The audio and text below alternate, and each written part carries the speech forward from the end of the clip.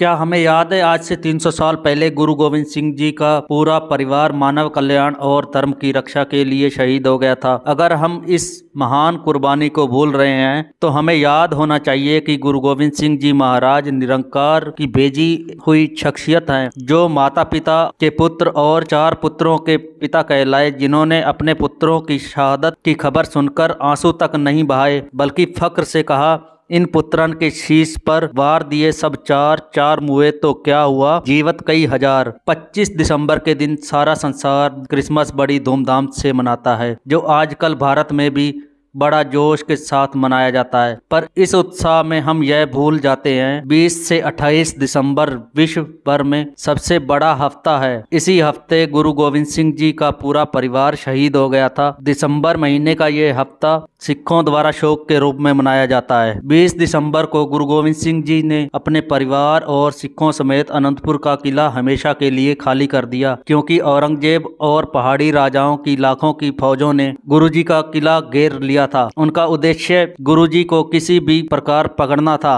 मुगलों की यह जंग 8 महीने तक चली। किले के अंदर रखा भोजन जब खत्म हो गया तो भूख प्यास से सिख मरने लगे। दूसरी तरफ मुगल फौजें भी 8 महीने तक लड़कर लगातार थक चुकी थी। लाखों की तादाद में होने के बावजूद भी सच्चे पातशाह की मुट्ठी भर सिख फौजों के आगे दुश्मन सेना किले में घुसने की हिम्मत ना जुटा पाई। तो हार के औरंगजेब ने एक चाल चली। उसने संदेश भिजवाया कि गुरुजी आप किला खाली करके कहीं और चले जाओ। हम कुरान की कसम खाकर कहते हैं आपको और आपके परिवार और सिखों को कोई हानि नहीं पहुंचाएंगे। अंतर्यामी गुरु गोविंद सिंह जी जानते थे यह भी उनकी चाल का एक हिस्सा है, पर सिखों की हालात देखकर उन्हें किला खाली करना पड़ा। गुरुजी पूरा परिवार समेत अभी कुछ ही दूर गए थे कि मौका पाकर अपनी आदत अनुसार मुगलों ने पीछे से हमला बोल दिया। कुरान की खाई सारी कसमें भुला दी। तब गुरुजी के बड़े बेटे साहिबजादा बाबा अजीत सिंह जी व गुरु के सिखों ने मुगलों को वहीं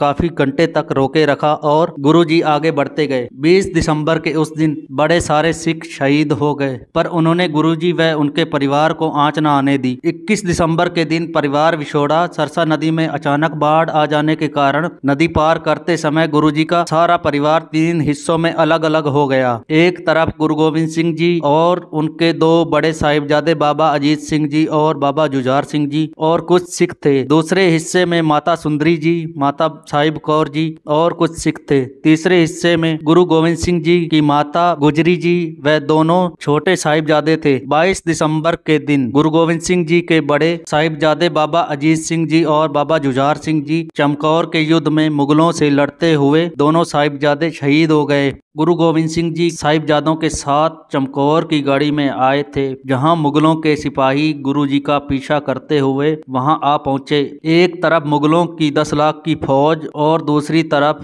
गुरु गोविंद सिंह जी महाराज, 2 साहिबजादे और 40 सिख उनके साथ थे। उनके 40 सिख चमकौर का यह युद्ध दुनिया के इतिहास का सबसे खतरनाक युद्ध माना जाता है। केवल 40 सिखों ने 10 लाख सेना से मुकाबला किया। कितनी शक्ति प्राप्त थी उन गुरसिखों को। इस युद्ध में गुरुजी के 2 बड़े साहिबजादे और काफी सारे सिख शहीद हो गए थे, और फिर भी औरंगजेब की गुरुजी को पकड़ने की इच्छा पूरी ना हो सकी। इस युद्ध में गुरु गोविंद सिंह जी की जीत हुई। गुरुजी ने चमकौर से जाते समय दुश्मन की सेना के आगे ताली मारकर ललकारा, है हिम्मत तो पकड़ लो, हम यहाँ से जा रहे हैं। 27 दिसंबर को गुरु गोविंद सिंह जी की माता गुजरी जी और 2 छोटे साहिबजादे बाबा जोरावर सिंह जी और बाबा फतेह सिंह जी का शहीदी दिवस होता है। सरसा नदी पार करते समय माता गुजरी जी और 2 छोटे साहिबजादे बाबा जोरावर सिंह जी और बाबा फतेह सिंह जी सहेड़ी गांव पहुंचे, जहां गुरु घर का पुराना रसोइया गंगू ब्राह्मण उन्हें